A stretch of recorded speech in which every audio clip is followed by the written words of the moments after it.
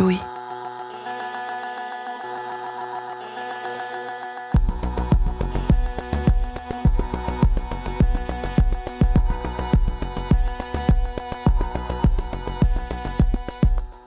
Quand j'ai commencé à travailler à la radio, je me souviens que les principaux moments de convivialité et de cohésion, c'était les pauses clopes. Quand j'ai arrêté de fumer quelques années après, j'ai eu l'impression du coup que ça me privait de quelque chose. Je me sentais un peu exclue, en dehors du moule. Et puis petit à petit, de plus en plus de personnes ont arrêté de fumer jusqu'à ce que ça ne devienne plus la norme.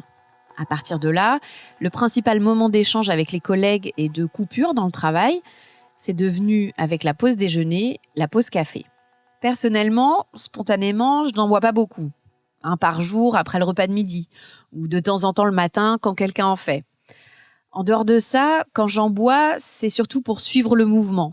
Généralement, quand on m'en propose, je dis oui bêtement, alors même qu'en réalité, je n'en ai pas vraiment envie. C'est que, instinctivement, j'associe le café à un moment de partage, qui risque de ne pas avoir lieu si je refuse d'en boire. À tel point qu'un jour, je travaillais avec une personne qui en boit beaucoup et je me suis retrouvée à trembler comme une feuille, presque à convulser tellement j'en ai bu. Tout ça pour l'accompagner et ne pas risquer de perturber cet instant commun. Alors, pourquoi la pause café est-elle un moment clé au travail ? Et quels effets cela peut-il avoir sur notre boulot, sur notre santé, ainsi que sur notre relation aux autres ? Voilà notamment les questions auxquelles tente de répondre Clara Bayot dans cet épisode. Vous y entendrez le témoignage de Clémentine, assistante sociale dans un hôpital où le café est omniprésent. Et les explications de Cécilia Brassier-Rodriguez, maître de conférences en sciences de l'information et de la communication à l'université Clermont-Auvergne, qui a mené une enquête sur les comportements des salariés lors de la pause café. Vous entendrez aussi l'éclairage d'Astrid Nellig, directrice de recherche émérite à l'INSERM. Elle travaille depuis près de 40 ans sur les effets du café sur la santé. Vous pourrez aussi entendre le témoignage de David, ingénieur d'affaires, qui après avoir longtemps carburé au café, a décidé de ne plus subir cette consommation. Je suis Camille Maestracci, bienvenue dans Travail en cours.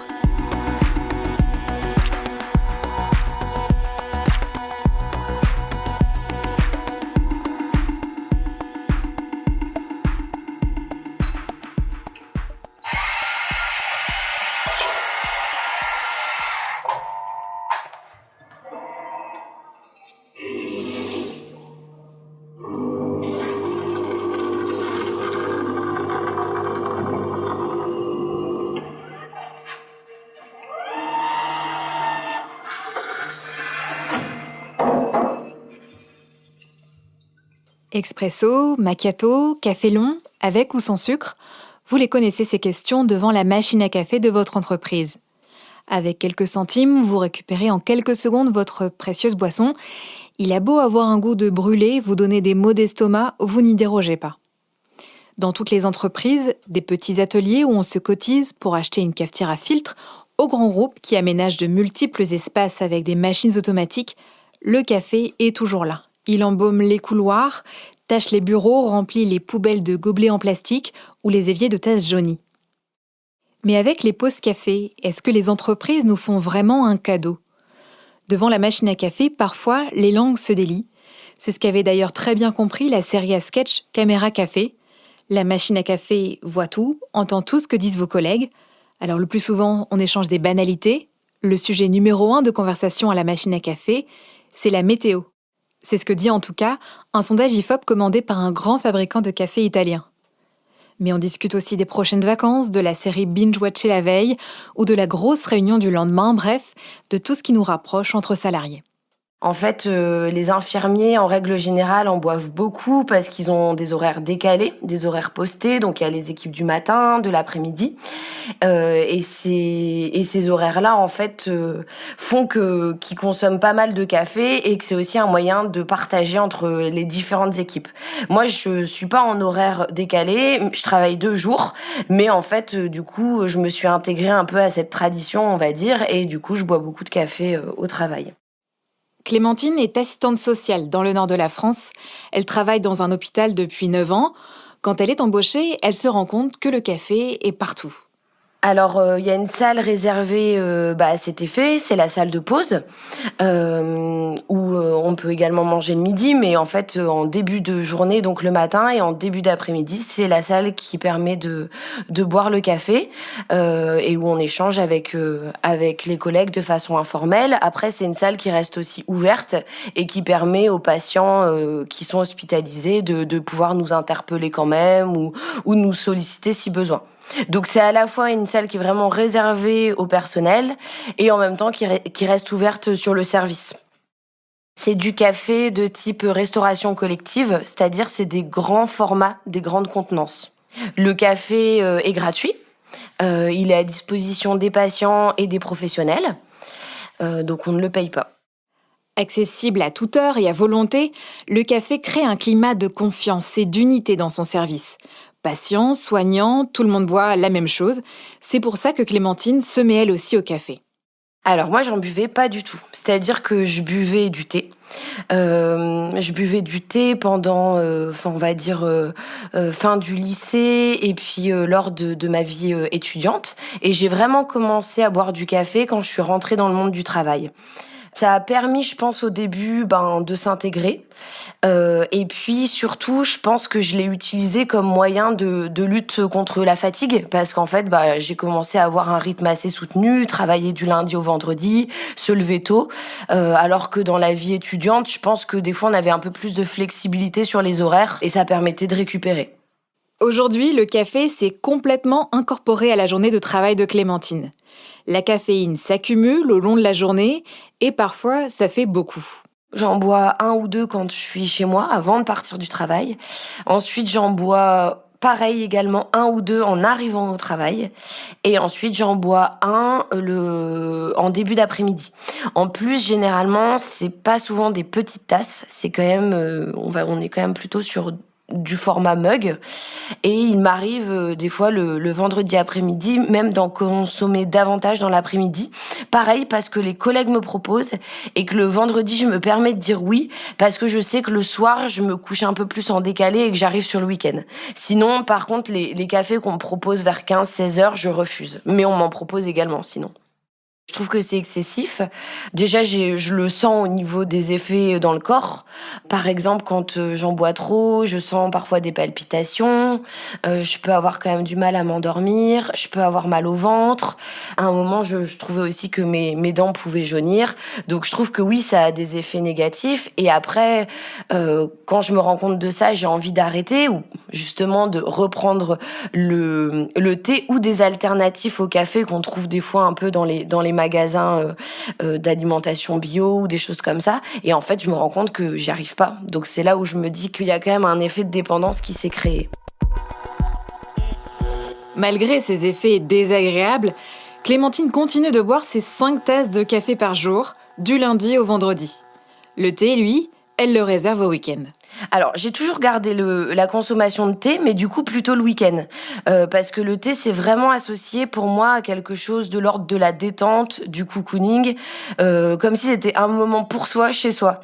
Donc le thé, je l'ai gardé, mais le week-end. Et le café, par contre, c'est plutôt la semaine et au travail. Et après, en plus, ce qui est étonnant, c'est que au travail, je pourrais ramener du thé et me faire chauffer de l'eau bouillante. Mais c'est entre guillemets, c'est comme pour vouloir faire comme tout le monde et pas se différencier à dire ah bah non, moi je refuse le café, je vais me faire ma propre tasse seule. Du coup, j'ai abandonné le thé au travail et puis d'autant plus que du coup, c'était associé plus à des moments où je prenais mon temps et où j'étais plus détendue. Donc je l'ai plus associé au monde du travail, le thé. Je pense au fait qu'il y a peu, j'ai accueilli une stagiaire, donc une stagiaire assistante sociale qui était en institut de formation, qui ne consomme pas de café. Et on lui proposait, par souci d'accueil, le café le matin, et elle disait toujours non. Et c'est vrai que je m'étais dit, c'est quand même particulier parce que du coup, on a l'impression qu'elle est en retrait de suite avec ce non-là. Voilà, alors que c'est complètement entendable. Hein, et d'ailleurs, après, je lui proposais si elle souhaitait se faire un thé ou autre chose, tout était à disposition. disposition.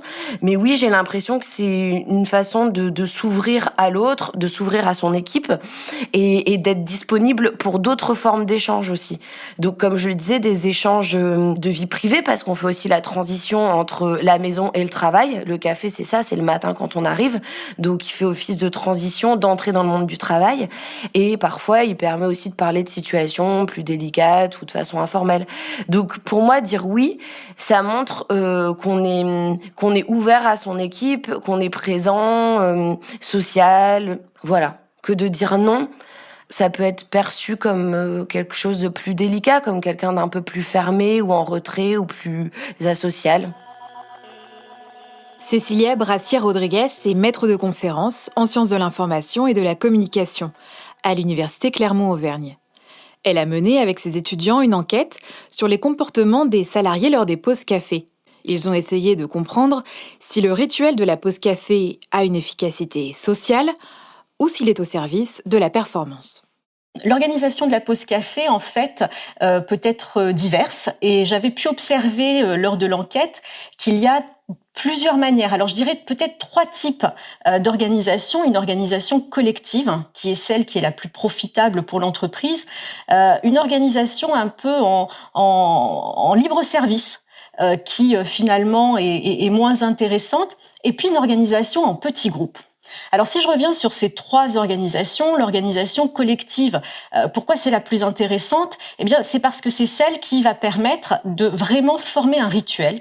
C'est-à-dire que chaque jour, au même moment, on va se retrouver au même endroit, avec les mêmes collègues. Alors on va organiser celui qui prépare le café, celui qui amène les croissants, lorsqu'on va jusque-là.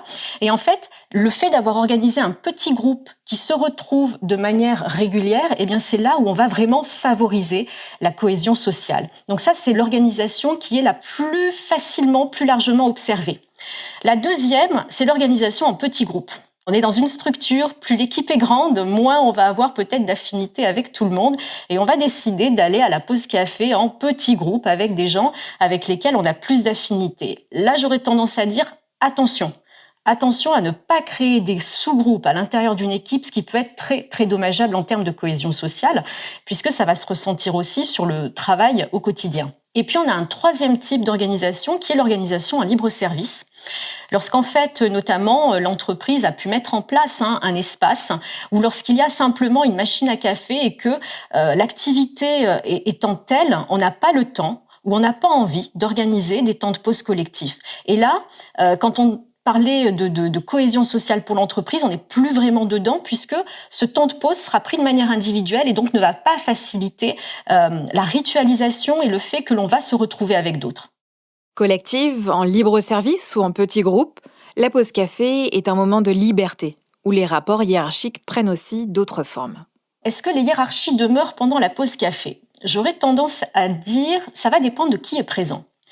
Lorsque votre supérieur hiérarchique ou un supérieur hiérarchique vient à la pause café, eh bien, on voit qu'il y a une forme de hiérarchie qui prédomine, notamment en raison des discussions qui vont être abordées. C'est-à-dire que lorsque un supérieur hiérarchique, un N+1 est présent, on va faire attention à ce qu'on dit. On va peut-être aborder des sujets de la vie personnelle, alors pas très intimes, des sujets de la vie de tous les jours, mais on va éviter de parler trop stratégie ou d'évoquer des questions trop professionnelles. Donc là, la présence du supérieur hiérarchique peut modifier finalement les pratiques. Ensuite, ce qu'on avait pu observer, c'est qu'en fait, il se recrée une forme de mini-hiérarchie au sein des personnes qui vont participer à la pause café. Et là, en fait, ce qu'on avait pu observer, c'est que ça n'est pas les statuts qui vont prédominer, mais plutôt la forme d'ancienneté. Plus vous êtes là depuis longtemps, plus vous êtes celui qui va expliquer comment ça se passe dans l'entreprise, qui va raconter des histoires, qui va se souvenir d'une anecdote qui explique ceci ou cela. Et donc, plus vous allez être celui qui devient quelque part le chef, le leader. Et donc, on voit qu'il se recrée une forme de nouvelle communauté. Et c'est ça qui devient intéressant, puisque lors de ces pauses café, ça n'est pas forcément votre collègue qui, finalement, a une position un peu supérieure à la vôtre, mais n'est pas votre supérieur hiérarchique. Ça n'est pas lui qui peut mener les discussions si vous êtes plus ancien. Donc, on va recréer un petit monde à soi au moment de ces pauses café.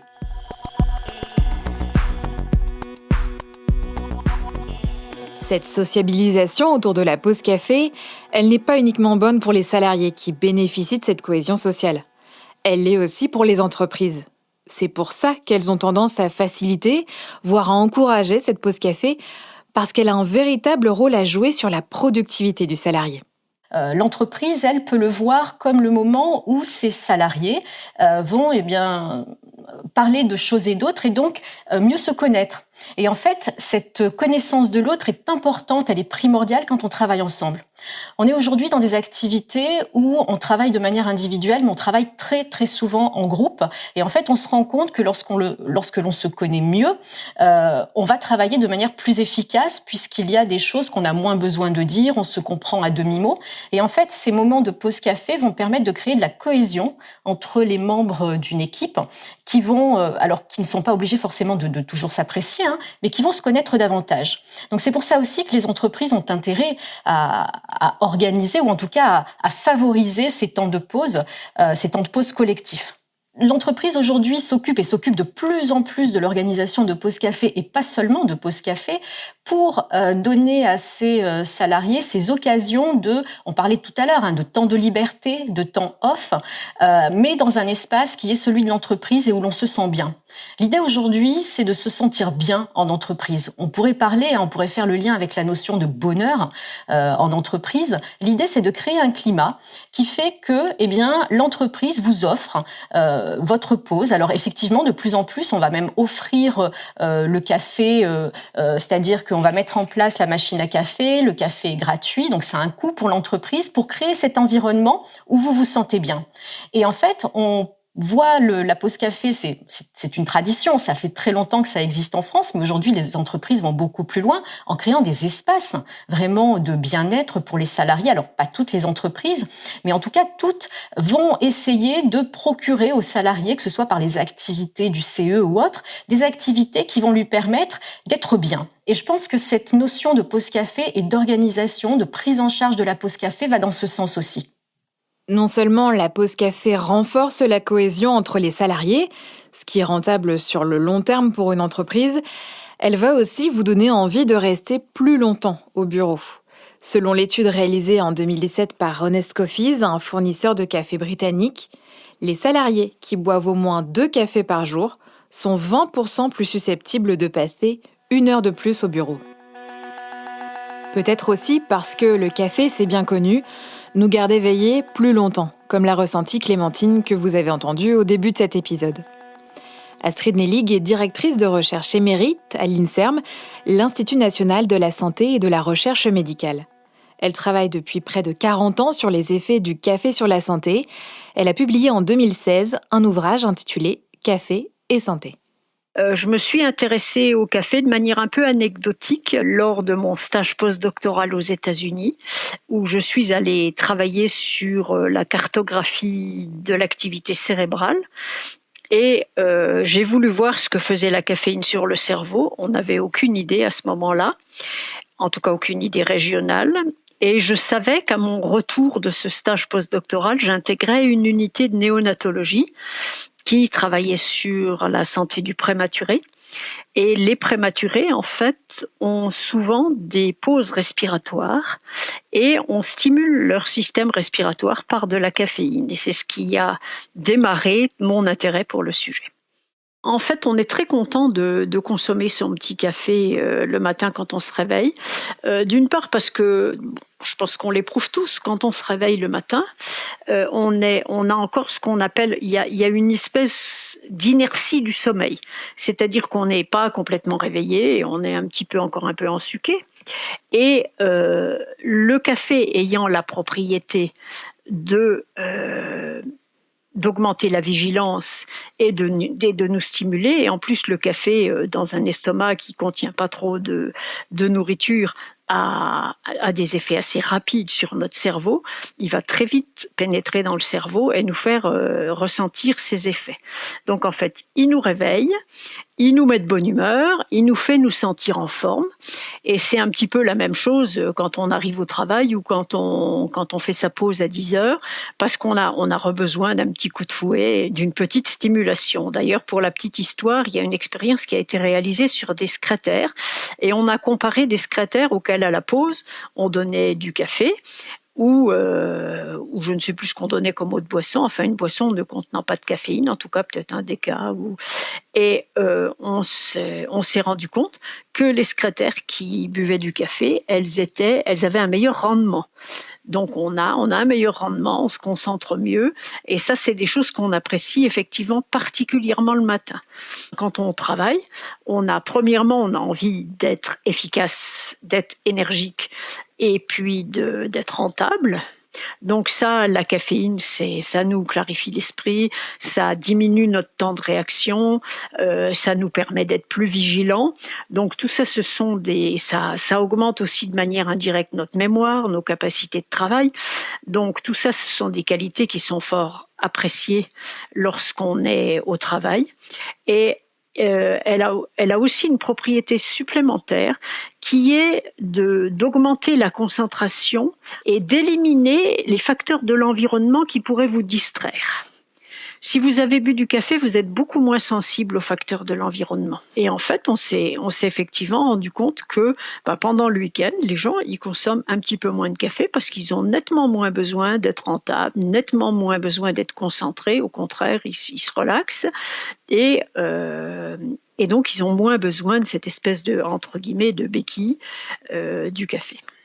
Éveil, vigilance, concentration, ce sont des qualités extrêmement utiles pour le monde du travail, comme l'a démontré l'étude citée par Astrid Nellig, menée en Suisse par le chercheur Karl Batik dans les années 80. Pendant la Seconde Guerre mondiale, un petit fabricant de cravates de Denver, dans le Colorado, aux États-Unis, avait déjà fait ce constat. Augustine Sedgwick, docteur en histoire, diplômée de Harvard, raconte la petite histoire dans son ouvrage Coffeeland, paru en avril 2020. Ce qu'il se passe dans cette fabrique de cravates, c'est que les jeunes hommes sont appelés à participer à l'effort de guerre.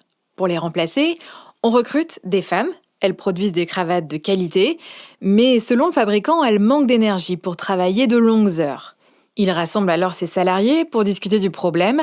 C'est à ce moment-là qu'elle lui demande 15 minutes de pause 2 fois par jour et du café. Résultat, les femmes finissent par produire en 6h30 ce que les hommes accomplissaient en 8 heures avant la guerre. Le fabricant de cravates rend les pauses café obligatoires. Problème, il ne paye pas cette demi-heure quotidienne de pause et il est poursuivi par le ministère du Travail. En 1956, une cour d'appel fédérale tranche en sa défaveur et entérine la pause café dans la société américaine. Parce qu'elle permet plus d'efficacité et augmente la productivité, le coffee break bénéficie autant à l'entreprise qu'aux travailleurs et doit donc être compté comme du temps de travail. Aujourd'hui, l'habitude est tellement prise que 3/4 des salariés boivent au moins un café par jour sur leur lieu de travail, d'après une étude IFOP. C'est sans compter ceux qu'on prend chez soi, au restaurant le midi, mais aussi la caféine contenue dans les sodas, le chocolat. Très vite, les quantités s'accumulent et on dépasse la dose maximale recommandée par la EFSA, l'Autorité européenne de sécurité des aliments. Sachant qu'une tasse de café filtre contient en moyenne 100 mg de caféine, au-delà de 4 tasses, on risque à court terme de moins bien dormir, d'aggraver notre anxiété ou même de changer de comportement à cause de la nervosité. David, lui, a craint le burn-out à force de carburer au café malgré la fatigue.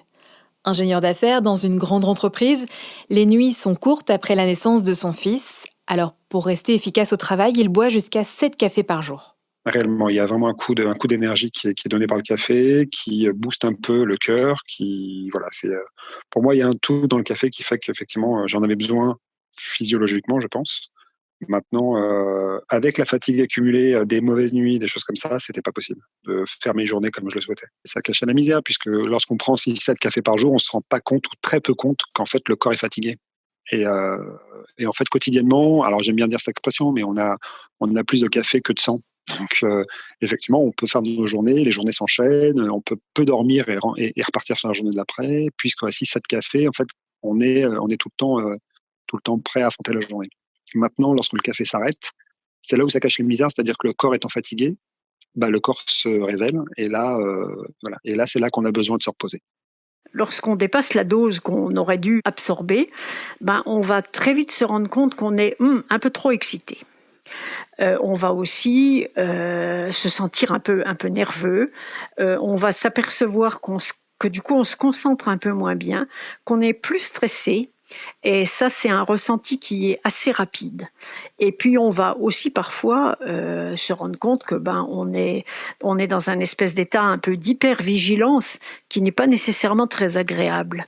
Et puis, ça peut bien sûr aller à l'extrême si on a vraiment trop bu de café, jusqu'à des tremblements, jusqu'à éventuellement de la tachycardie et à une espèce de pseudo-malaise physique. Ces symptômes sont le message qu'envoie le corps pour dire qu'il ne supporte pas autant de caféine. Il faut les écouter pour comprendre quelle dose nous va bien. Une fois qu'on l'a trouvée, on va la reproduire tous les jours, sans forcément chercher à augmenter les quantités pour se sentir réveillé. C'est la raison pour laquelle, selon Astrid Nellig, on ne peut pas parler d'addiction au café. Par contre, on peut avoir du mal à se passer des effets positifs du café. C'est ça qui nous manque lorsqu'on arrête le café. Ces coups d'accélérateur le matin ou après le déjeuner, quand la concentration est la plus difficile. Des béquilles si efficaces que quand David a réduit la caféine, il l'a vécu comme un véritable sevrage. Eh bien, ça a été assez compliqué pendant 4-5 jours, parce que mon corps réclamait, je pense, la caféine, réellement. Donc, j'ai compensé en fait la caféine par du sommeil. Donc, j'ai eu envie de me coucher plus tôt. Donc, je faisais des nuits un peu plus longues. Et globalement, j'ai mis 4-5 jours à vraiment passer à autre chose. Et passer à autre chose, je veux dire, même le lien social, je le faisais avec une autre boisson, de l'eau pétillante, voilà. Ça a été 4-5 jours de maux de tête, on va dire, avant de retomber sur un état normal. Et donc là, la fatigue apparaissait. Alors, j'aime bien le café. Donc, le goût, j'aime bien. Donc, j'en consomme encore. Donc, aujourd'hui, mon maximum par jour, c'est 2. J'estime que 2, c'est plutôt rationnel. 2, j'ai pas d'impact fort, mais le petit café du matin reste un plaisir. Si j'en ai besoin, également après manger le midi, mais c'est pas tout le temps. Et par contre, je consomme aussi, voilà, je bois de l'eau chaude, donc je fais des tisanes, des infusions, plutôt que aller chercher du thé ou du café, ou de l'eau pétillante également. Donc j'essaie de ralentir également le sucre et de remplacer ce café par de l'eau. Voilà. J'ai changé mon approche vis-à-vis du café. Je le consomme plus de manière automatique lorsque j'ai besoin, lorsque je suis fatigué. Je le consomme de manière plaisir, c'est-à-dire que je vais chercher un bon café. Je fuis les bars et les restaurants qui font du mauvais café. J'en prends pas tout simplement. Et je veux que du bon café. Donc avec mes amis, on a également une vision du café qui est le torréfacteur, qui prend un grain, qui le torréfie lui-même, qui nous permet d'avoir au moins des goûts différents et voilà. Donc on va chercher un petit peu, pas l'excellence, mais on va chercher le café classe, le café sympa, le café pas le café d'entreprise qui va juste te donner le coup de boost pour faire ta journée, mais le café qui permet de déguster quelque chose, voilà, d'authentique. Maintenant, je décorrèle le travail et le café parce que j'estime que mon cerveau n'a pas besoin du café pour avancer et que je me fais des pauses repos si j'ai besoin, donc dans la journée, rapide, de 15-20 minutes, ce qui me permet de repartir. Donc j'ai plutôt cadencé ma vie comme ça aujourd'hui. Le café ne fait plus partie des options, on va dire, de travail. Le café reste quand même bien présent dans les entreprises et ce ne sont pas les employeurs qui vont vous inciter à en boire moins. David a lui opté pour le repos, des nuits plus longues, si besoin des micro-siestes dans la journée. Vous pouvez aussi tester le Do-In, une technique chinoise d'automassage, d'étirement et de mouvement de quelques minutes, censée activer votre énergie au réveil. Reste à convaincre tous vos collègues de s'y mettre aussi. Vous venez d'écouter Travail en cours. Si vous voulez nous raconter une histoire à propos de votre travail, vous pouvez nous écrire à hello@louismedia.com. Cet épisode a été tourné et écrit par Clara Bayot. Louise Emerlet est chargée de production. Cyril Marchand était au montage et à la réalisation. La musique est de Jean Thévenin et le mix a été fait par Olivier Baudin. Marion Girard est responsable de production et Maureen Wilson, responsable éditoriale. Mélissa Bounois est à la direction des productions et Charlotte Pudlowski à la direction éditoriale. Vous pouvez nous retrouver là où vous avez l'habitude d'écouter vos podcasts, Deezer, iTunes, Spotify, SoundCloud. Vous pouvez aussi nous laisser des commentaires et des étoiles. Et si l'épisode vous a plu, n'hésitez pas à en parler autour de vous. Et si vous aimez ce podcast, découvrez les autres podcasts de Louis, Émotion, le Book Club, Injustice, Passage. À bientôt!